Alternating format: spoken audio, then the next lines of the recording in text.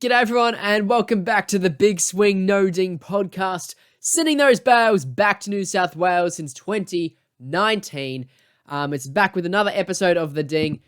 I know I sort of missed the wrap-up of the Australia versus India test series, and I did record a pretty long rant on the entirety of that series, but I quickly realised that the audio was not usable, and it was going to be an effort to redo that, but I'm not to worry because we have got two big series for Australia coming up ahead. We've got the Test Tour to South Africa and the T20 International Tour to New Zealand.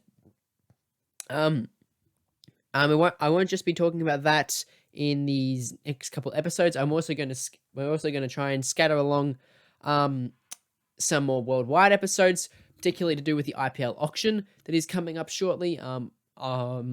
I'll be discussing we've got a few things in the background going on there to hopefully make that will be really cool for you guys to have a listen to and listen to the analysis of that.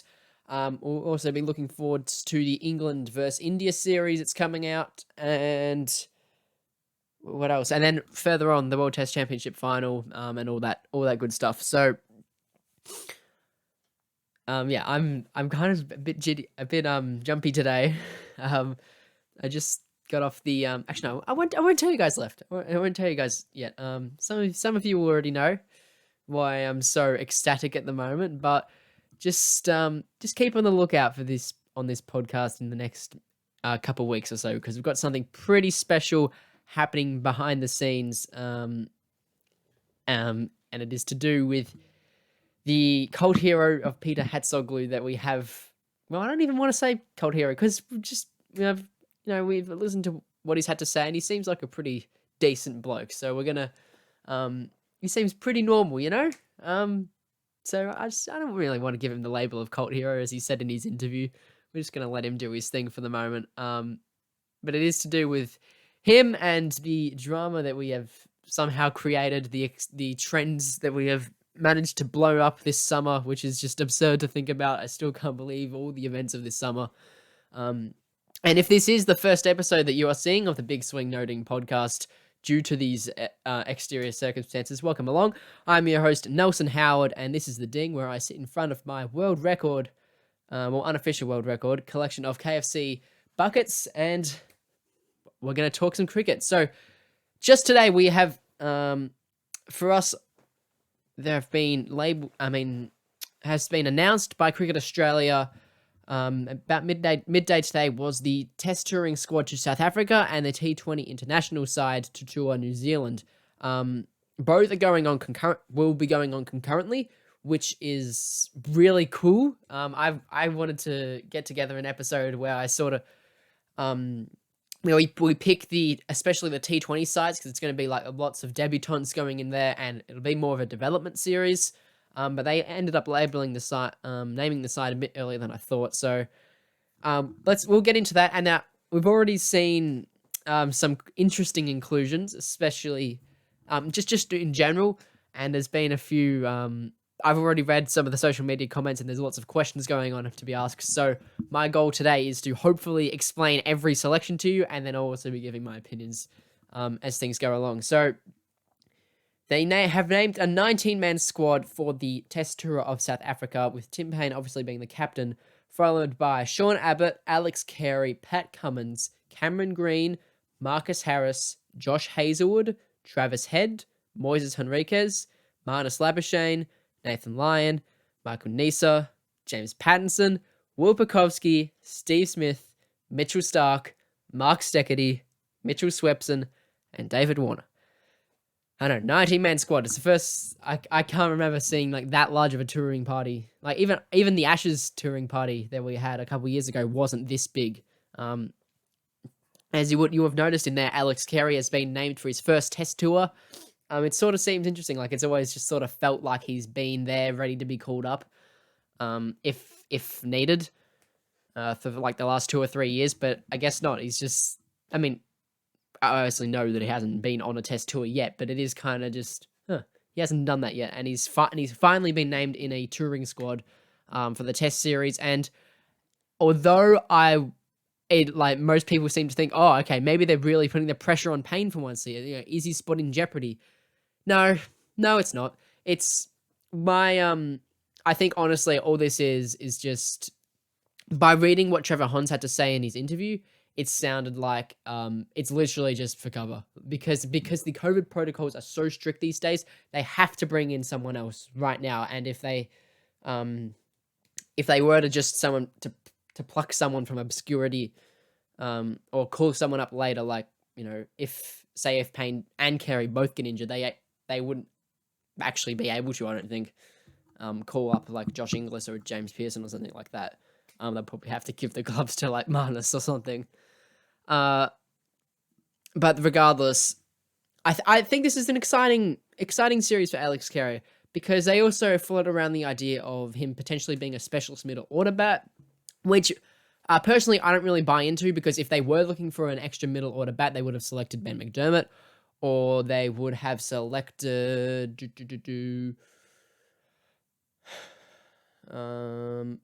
Battinson. I don't know. There's a lot of decent Shield players going around at the moment, but there's not really many that you think, oh, okay, yeah, they're going to be a good test player. Like I think Ben McDermott could be a guy that could put the pressure on in a test match, or he will, you know, he's a guy that can win you a match, whereas, you know, someone like, I don't know, maybe, you know, Nick Madison. I can't even think who was just in the Australia A team. It went Pekovsky, Burns, Harris was batting at 3. Yeah, so Marcus Harris has also been named in the squad. Again, I think that'll just be opening cover, but they also did float around the idea of Ricky Ponting actually floated around the idea earlier this week of having Marcus Harris come in at 5 and then Pekovsky be the opener, which is contrary to what some people are suggesting because some are saying, okay, well, you've got the hole in the middle order.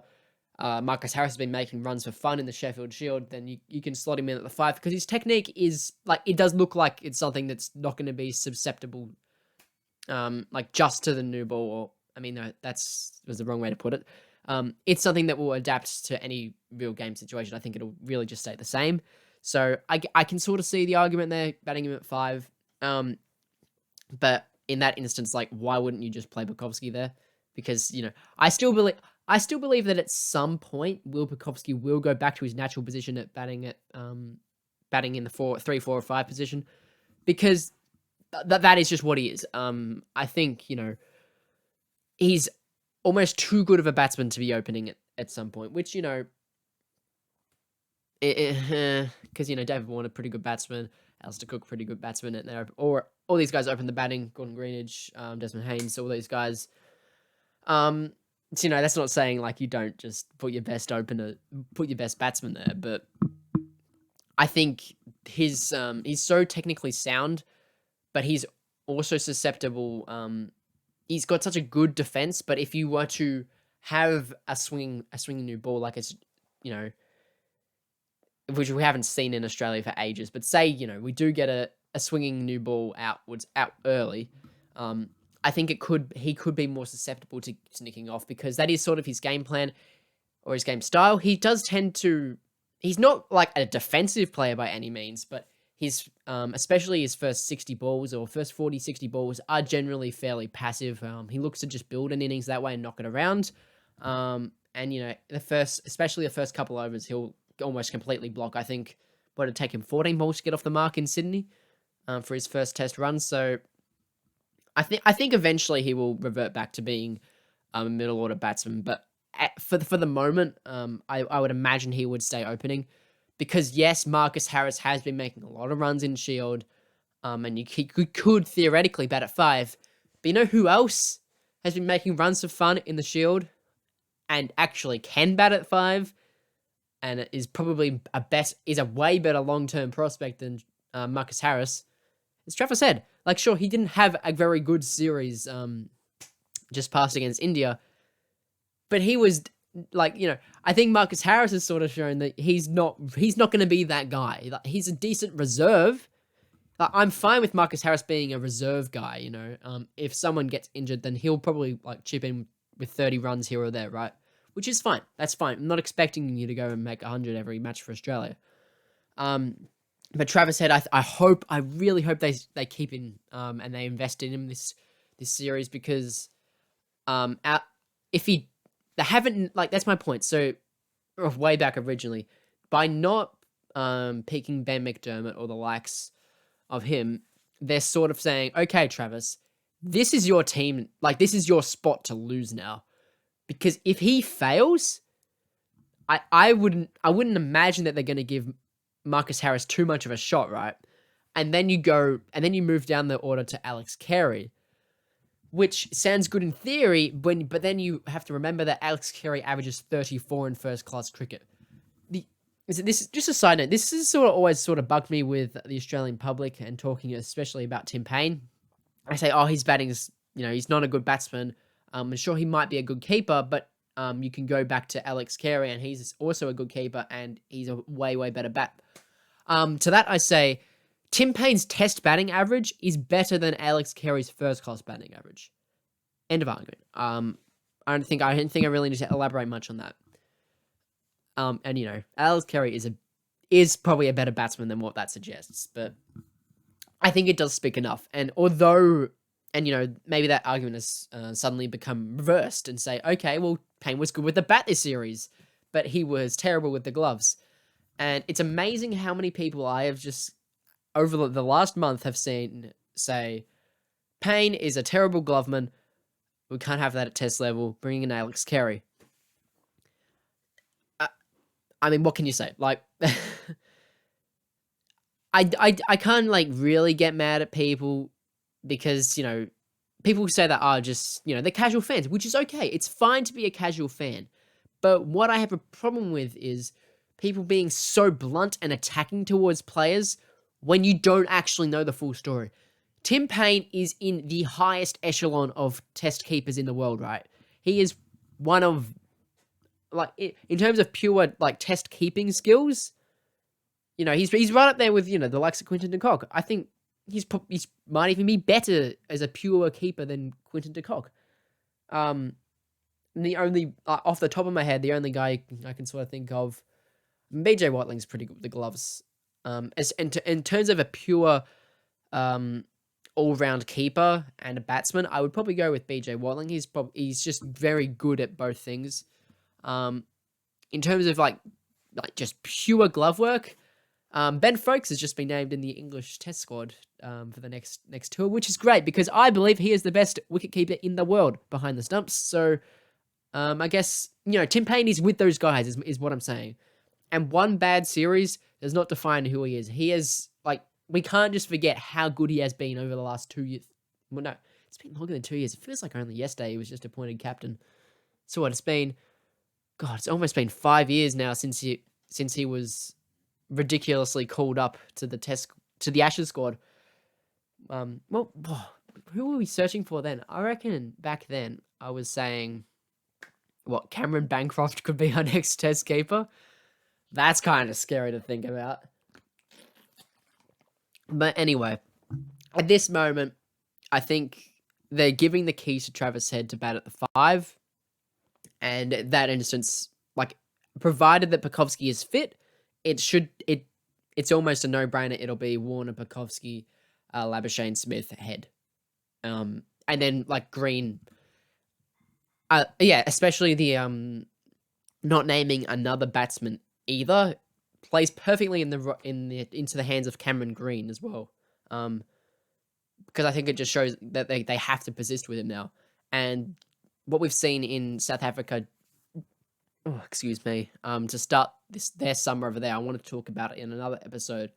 Against Sri Lanka, it looked like the pitches were very flat, so they probably will.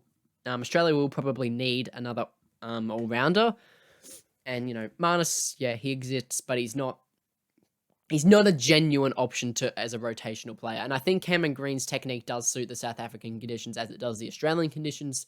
I really hope that he's used as a wicket-taking option this series and not just as a rotational bowler. Because when he was attacking the stumps, I think it was in Melbourne. Was it in Melbourne? He looked really good. He looked like he was going to take wickets. I am bemused as to how he didn't take a wicket that whole series. I don't think it points to how well he did bowl. If you do look like in the last couple tests, he wasn't that good with the ball, which is a shame. It is a shame because he is still really talented with the ball. I think, before this summer, he averaged 49 with the bat and 21 with the ball. So in first class, so you can't really go wrong with that. What was he? Youngest Western Australian to take a fiver, something like that. But I think Cameron Green and Travis Head are like they're fully investing in these guys now, and I guess they're sort of figuring, okay, if these guys fail, we're probably not making the Test Championship final anyway, so we might as well persist with them, and look for them because they're most likely going to be the guys for the next World Test Championship, or that Travis Head is potentially a future Test captain, right? So I think that's sort of where things are lying in the top order. The bottom order and the bowlers. There's been a lot of discussion around Mitch Starc and Nathan Lyon. Mitch Swepson is back up for Nathan Lyon as always. Again, would be surprised if he got a test in the South African conditions. But we'll wait and see if Lyon does get injured or he just bowls so poorly that they end up dropping him for the fourth test. I would be amazed if that happened, but I don't know what's going on in the Australian camp right now. And if they would be willing to potentially just look for the future if they had by that point been knocked out of the World Test Championship final. Obviously Cummins and Hazelwood are locks, and now Mitch Starc is the player in question, right? And he's sort of been the player that the public has they've turned their backs on him, right? He's been the scapegoat for the last. Him, Payne, and Wade have basically been the scapegoats for the series loss against India, right? Because those people, they shouldn't have lost that series. I guess you could also throw in Nathan Lyon in there after his couple of performances in the last couple of tests. But, he's Nathan Lyon. He's still got so much of a following that he probably isn't going to come under that much scrutiny. Mitch Starc, look, I'm not the biggest fan of Mitch Starc, right? But you can't really argue. What's his test average? Like 20, 27, 26, I think it was before this summer. And it's probably, I don't want to keep going by test averages, right? Because they're not truly representative of a player's ability in all cases, right? But Starc is I'm not gonna lie, he kind of bowled like a hack last series, right? He didn't look like he had much plan. He was spraying it all over the place, and often that can be made up for with pace. But he lost like, what do you reckon, 8Ks the whole series? He was bowling like 139, 138 the whole series. And I don't know, for someone that is meant to instill fear factor, pace, and bounce into the opposition, it is a bit concerning. Because when he starts spraying it and doesn't have a clear plan, you sort of wonder, okay, why? And he's not bowling fast either.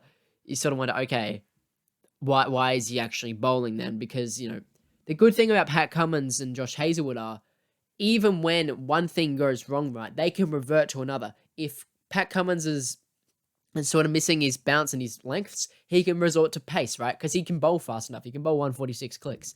Or he can throw in more variations, right?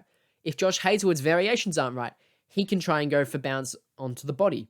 Because he's fast enough as well and he gets enough bounce. So, whereas Mitch Starc, if he misses his pace, there's not much he can really turn to. So, hopefully it's just a form slump for him. I hope it is. Just for their own sake and for his sake. Again, like, I'm not the biggest Mitch Starc fan, and I am one of the biggest James Pattinson fans, so we'll see how things go there. But we'll see if they end up doing like a horses for courses sort of thing that they ended up doing in England a couple years ago, where they switch the bowling attacks no matter what, and they more so look at the pitch and the day and the conditions, and just see what's suited on the day, basically.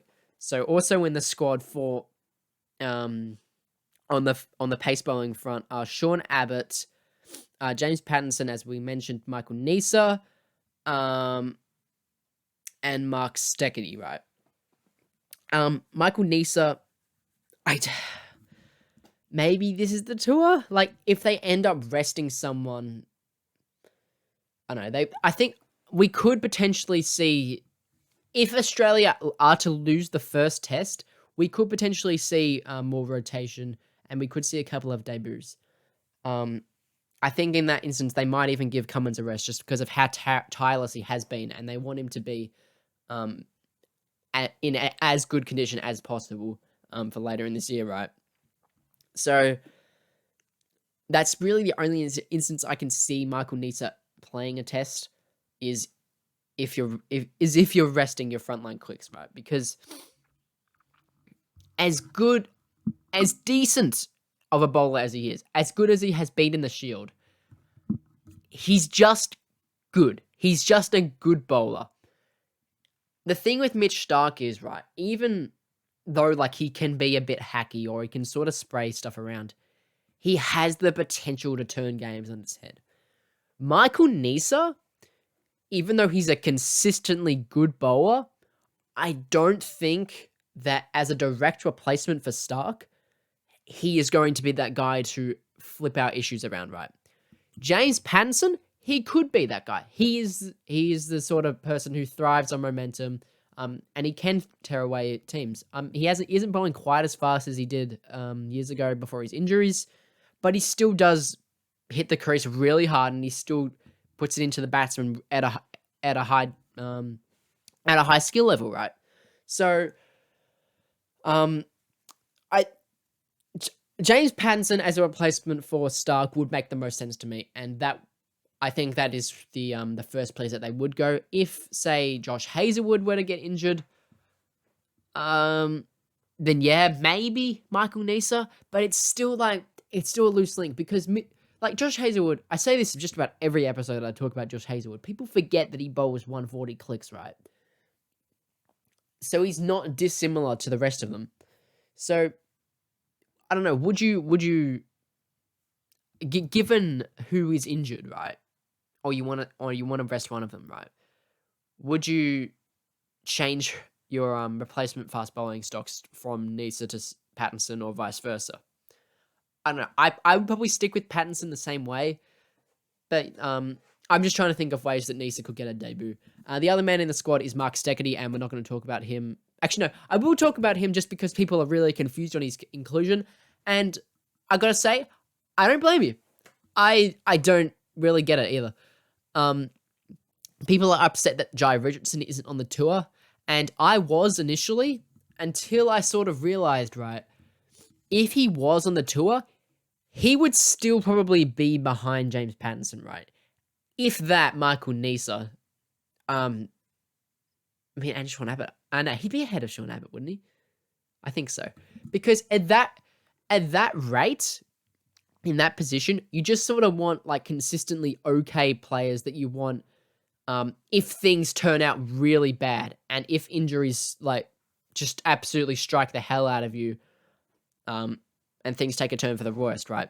So I think what they're anticipating is if you were to swap in Jai Richardson for Mark Steketee, right, then he would be sitting on the bench, he wouldn't be developing, he wouldn't be getting much game time, and he wouldn't, like, his body would just sort of be slumping again, right? Whereas if you put him into the T20 series, he's going to be your number one bowler. Well, I mean, Adam Zampa's probably going to be your number one bowler, but, you know, you get the point. He's going to be your opening bowler. He's going to be the guy he's going to be their main wicket taker. So I think that's the theory there. I think we can all agree, right? Jai Richardson is a 10 times better bowler than Mark Steketee is. And probably ever will be, like right now. Jai Richardson has way more potential. Jai Richardson has way more ability to crack a game open, which is something that potentially we may be missing at the moment. So I can sort of understand that argument of having him in just instead of maybe Mike. No, you can't leave out Neser, though, can you? Because just of how good he's been in the Shield. But instead of Abbott, I'll say, right. I can get that. I can get that. But I think I would, if once it gets, look, 3 of those fast bowlers, right, are probably not going to play this series. One could, and even then, that's still, you still don't know if however things go, because there's still every chance. Like, if history is anything to go off, all of them won't even have a chance of approaching the team this series, right? So I don't mind the idea of just giving Jai some game time, and then allowing him to just get more and more cricket in and familiarize himself with international level, because the only 2 tests he has played were against Sri Lanka, and even though he was super impressive in those 2 tests, it was against Sri Lanka, and that was when Sri Lanka were really bad. And they're not great at the moment either, but they're sort of better than what they might initially seem. So that's the test squad. Now the T20 squad to tour New Zealand is really exciting. I was pretty jumping out of my skin. I was anticipating this really highly from the outset. Even a few weeks ago, I was thinking, right, these 2 schedules are going to clash. We're going to have none of these test players in. And we're going to, like, Mitch Swepson's also going to be around, so who's the next spin reserve? Who are the next pace reserves? Who's going to be inked into the middle order, right? And even now, with the squad named, we're still, like, pretty unsure who's actually going to be the starting 11. So I'll read out the squad for you, for the listeners here. We have Aaron Finch, Ashton Agar, Jason Berendorf, Mitch Marsh, Glenn Maxwell, Ben McDermott, Riley Meredith, Josh Phillippi, Kane Richardson, Jai Richardson, Daniel Sams, Tanveer Sangha, Darcy Shaw, Marcus Stoinis, Ashton Turner, Andrew Ty, Matthew Wade, and Adam Zampa is part of the 18-man squad. So, it's a cool team. It's definitely cool. Like, there's a lot of names in there that you sort of go, ooh, I can't wait to see them play international cricket. And unfortunately, the reality is, much is the case as with the test team, a good portion of those guys that we're excited to see play probably won't play. Like Tanveer Sangha, I'm super chuffed for him to get on this tour after just one professional season in the Big Bash. And like I know you guys remember at the start of the Big Bash season that I said Tanveer Sangha would be the number 1 T20 bowler in the world one day. And I know it's still early calls, and he's only 19, but he's going all right. He's on the right trajectory. He's already named in the T20 squad, which is really exciting. Josh Phillippi is also looks set to make his debut. He's already been in the white ball squad that toured England last year, which was, it was cool to see him up there. But now it's like, wow, he's, with all these players out, he's most likely going to get a debut, and he's most likely going to be at the top of the order, which is really exciting to watch. I think I can speak on most of the Australian public when I say I am so excited to see what Josh Phillippi can be in international cricket. I'm not one of the people that thinks he is necessarily the answer in the test arena yet. Yet. But because, like, with the gloves, he's still not that great, and he probably won't keep this series. Matthew Wade, I would imagine, would be the keeper, which is sort of, I think that sort of speaks a bit on Josh Phillippi's keeping ability if Matthew Wade is taking the gloves over you. But I don't think Phillippi's keeping is quite up to par yet for test level, and he also doesn't really, he hasn't really got the first class batting record yet to be classed as a specialist batsman either. He can barely make the WA team. That's just a quick little rant there, just because I see it all the time on social media, which is, again, like I said earlier, it's casual fans who just see the Big Bash on the TV. So I don't blame you. I don't blame people for thinking that. Right? And I'm, like I said, I'm super pumped to see Josh Phillippi probably make his debut this series. Who else am I excited to see? Riley Meredith? Could he play? Probably not. He probably won't play. I don't know. I haven't really thought about it all yet. In this is probably as good a time as any to do an 11. So I think what they um what this squad is being made in mind with, right? There, I saw a lot of comments with stiff on Chris Lynn, which I get it. He made what he was third leading run scorer this tournament, and he's only played 10 matches. So I get that he had a very good tournament.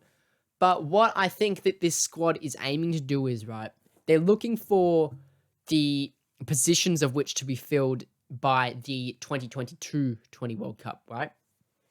Because the T20 World Cup squad later this year, their spots are pretty much nailed down already, right? There's still a couple of questions as like a finishing role, but Chris Lynn, I don't think he really fits that role. Like he's not. Chris Lynn is either an opener or he's a number 3 bat, and at the moment, Australia do not need an opener or a number 3 bat.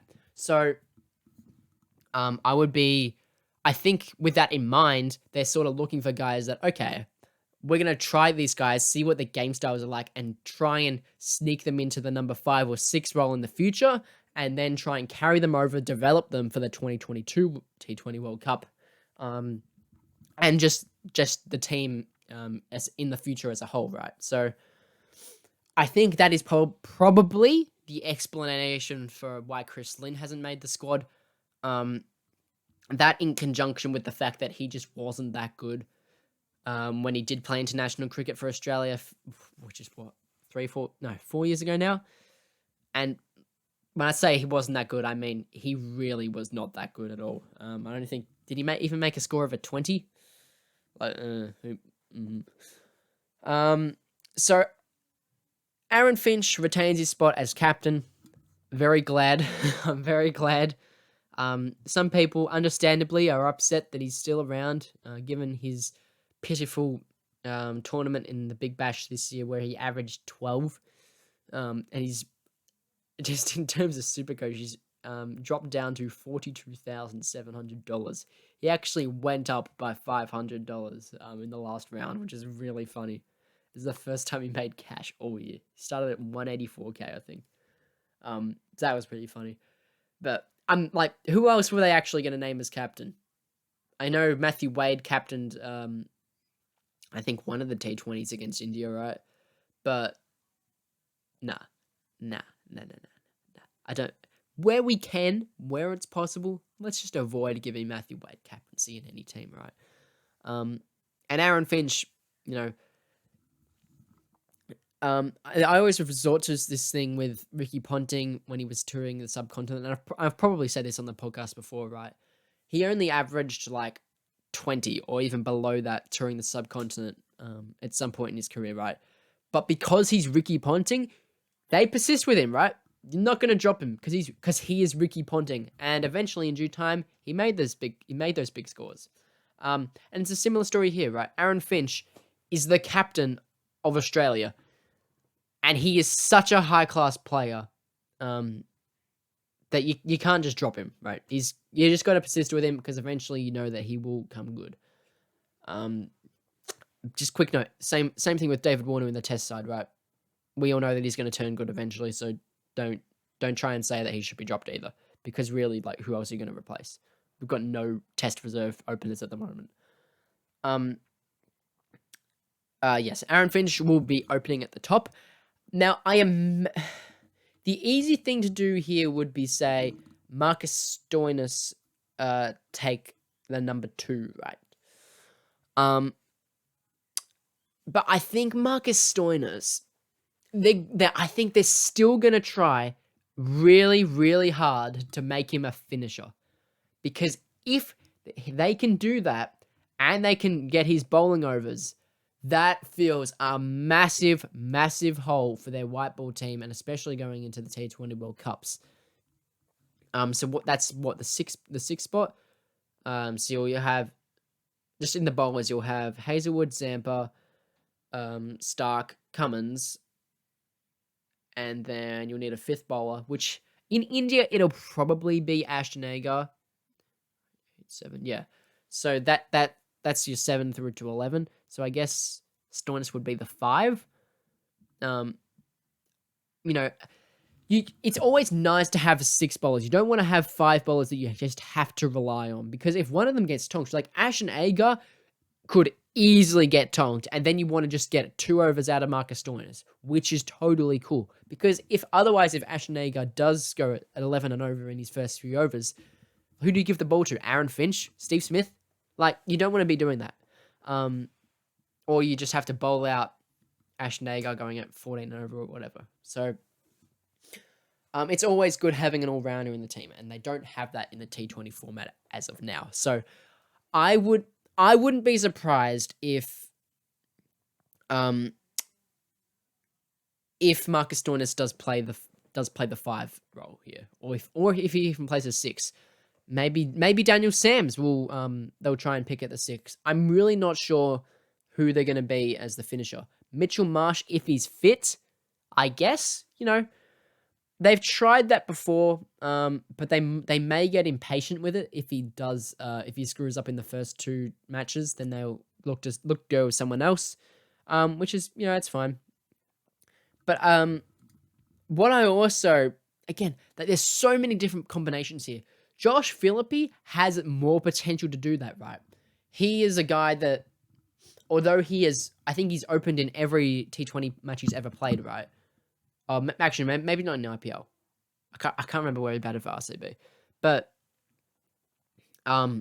he is a guy that could potentially be that 5-6 role in the future, because right now, the number 1 and number 2 spots are all locked up. Unless Aaron Finch retires at the 2022 World Cup. Possible. It's possible. But it would be good to have Flip there, just for you just want someone explosive, and I think that's what Australia's crying out for. Well, it doesn't even have to be explosive; it just has to be someone that's adaptive, and I think Phillippi can be that. Marcus Stoinis batting at the 5-6, I was optimistic with him going into the season because he had such a good IPL, and Stoinis had a good Big Bash, right? It was good, but it wasn't. I'm gonna fix this team good, right? I've just remembered the existence of Glenn Maxwell, so he'll probably play the 5. But so you'll have Warner, Finch, Smith. It'll be your top 3 for this World Cup, right? Am I missing someone who's going to be the 4? Who's going to play the 4? Because I'm looking at this, right? Ben McDermott is probably the best option to play. Darcy Short, I guess, has been in the full-strength sides in the past, but he's just in such crap nick. I mean, he did just make 85, but he just didn't look at ease this whole tournament, and he hasn't quite broken through yet in the T20 arena, international arena. He's had a couple good innings where he's played a good support role, but he hasn't been a guy that you can fall back on if all things go wrong, right? Which, is pretty expectant. But I feel like Darcy Short is a guy in international format that needs someone else to bat with him. And that's not always going to have to be the case, because if Aaron Finch goes out in the form that he's in, if Ben McDermott goes out, I assume he'll be batting 3 this tournament, McDermott. Or if Matthew Wade hacks out early, then what is Darcy Short going to do, He has to make the innings on himself. So I'm not... Honestly, I don't think Darcy Short will be a top choice for this tour, which, is kind of crazy envisioning at the start of this tournament. You would think, okay, yeah. Well, if you got a second-rate big T20 side, Darcy Short's instantly in that. But he might not. He might not. Now, on the bowling front, I'll go through the bowlers. Jason Behrendorff is back in the white ball squad for the first time in a minute. Good for Behrendorff. I'm happy for him that he's all fixed his problems. He had a good Big Bash. Again, it was nothing special, but he played well. A man who did have he didn't have a good big bash at all, Jai Richardson. He had an incredible Big Bash. I think he's just about player of the tournament, unless you want to give it to Alex Hales. But, yeah, I'm fine with either one. But he was just a man-possessed bowling this tournament. And I'd imagine he takes the new pill in this tournament. It's still crazy to me that he's probably not going to be in your best 11. coming into the in a full strength T20 team for Australia. Like Jai Richardson is just that good, and he's just going to be on the sidelines. In other areas, you've got Daniel Sams. You know, he's just Daniel Sams. You know, I don't really have much to say. Riley Meredith is there. I don't think this is the. I just don't think this is the tour that Riley Meredith gets a go, unless they are just going to be on full. Let's develop these guys. Mode. I don't think Riley Meredith or Tan Visang get a go, unfortunately. Which is a shame, because they are definitely guys that we're going to be looking to in the long-term future for Australia. But the presence of guys like Andrew Ty makes me think, okay, they're just going to try and win these games, right? Even though this is the prime opportunity to blood some people and get them into the system. But having said that, though, it's also important to simultaneously not rush people into the team. So, you know, again, they might just like keep Tanvir on the sidelines and keep him around the squad. They might do the same thing with Riley Meredith. Because Riley Meredith was good. This Big Bash probably wasn't as good as he could have been, but he was good. Another man who I think the only man who I haven't talked about. Oh no, Kane Richardson's here. So I think Kane's Big Bash probably put him below Jai now in terms of the fast bowling pecking order.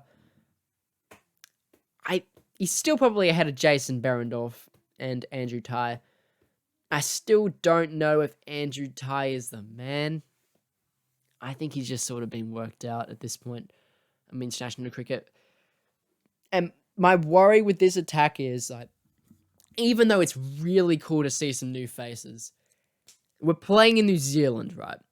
The grounds there are tiny. Don't be surprised if this team gets 230 knocked on them, right? I can see it happening. Because Adam Zampa is probably going to have to be the guy to get, I don't know, Colin Munro out. Well, actually, will Colin Munro even play? What was their team last like New Zealand? They had Devon Conway and Glenn Phillips will be playing. That's really exciting. I'll be interested to see how Kyle Jameson goes as well. Anyway, so much to think about in terms of matchups there, and I'll probably examine it closer as it comes along. But I think that's sort of my initial reactions to the T20 squad and the Test squad. Oh yeah, Ashton Turner, I didn't even talk about. Bad Big Bash, still gets a gig. So I think that him being named over the likes of Chris Lynn does sort of reaffirm my theory that they're looking for a guy that can finish the job. They're not looking for just pure statistics as they were in the past. Because at some point Australia just had 4 openers at the top, and that's like it can only work for so long, right? So I guess they're still going to persist with Ashton Turner. He's a good player, and he had he just had that wonder innings against India, right? I don't know. Can he do that again? Can he do that on a consistent basis? I'm not sure. But I think this is definitely a series where the selectors are trying to plug some gaps for the future. No, for the short-term future. It's not for the long-term future, this tour. Because otherwise you wouldn't have seen Andrew Ty in there. You wouldn't have seen Ashton Turner in there, right? This is most definitely to just fill in some gaps for the 20... Oh my God, there's a T20 World Cup this year. How cool is that? And the 2022 T20 World Cup, which I imagine is the one they'll be targeting. I'd imagine they'll be targeting the one at home, which makes the most sense. But their attack might also just suit the 2021 because they'll have Ashton Agar as, I guess, an all-rounder. In that sense, they don't really have a T20 pace all-rounder that can play the 5 or 5, 6, 7 spot yet. Maybe Cam Green returns to Big Bash next year, and he is really, really good. But that remains to be seen, because I don't think Cam Green is even in the Scorchers' best 11 at the moment, assuming that the Test players will rejoin the squad, I'd imagine, just for, like, the one... They'll probably play one match and then go off. Another man for the T20 World Cup that I just wanted to quickly talk about was Marnus Labuschagne. You would have pretty easily been able to write him off as no, he won't be in the team like a couple months ago. But I don't know. And yes, he still doesn't have a T20 50. I know. But I think we can all agree he's a much better player than his T20 record suggests, right? And I have minimal doubt that a team will pick him up in the IPL just because he is just that big of a big name and he is that high quality of a player. And I guess the question mark on him has been for the last little bit. Can he reinvent his game? Can he be more versatile? Can he, stabilize innings? Can he explode? And I would have concurred, but I think the few matches that we've seen him play, he's looked like he can read the game, the gameplay. He reads the situation very well, and I think he now possesses the ability to be more expansive on that front, and potentially he could be the four or five that Australia have been looking for. His bowling still probably won't be utilized much on international T20 bowling, but if he works on it more onto a T20 standpoint, because he is still a smart cricketer, right? He might be able to be a Glenn Maxwell type. Will he ever be as good of a bowler as Glenn Maxwell? I don't know. I guess we'll have to see. But I think that's just about it for this episode of The Ding. You can go follow us on Instagram at Big Swing No Ding Podcast. Also follow me on Instagram at The Nelsie Show, on Twitter as well. You can support all our partners in the description below if you are on YouTube. If you are on Anchor, Apple Podcasts, Google Podcasts, Spotify Podcasts, Breaker, Pocket Casts, Overcast. We thank you all very, very much for listening to this episode of the Big Swing No Ding podcast. Stay tuned. We've got something big on the way for this franchise. It's all not even a franchise. It's just a humble little podcast. We've got something big coming on the way. We've got a couple of big things coming along the way. So stay tuned for that. Thank you all. Play it through. Peter.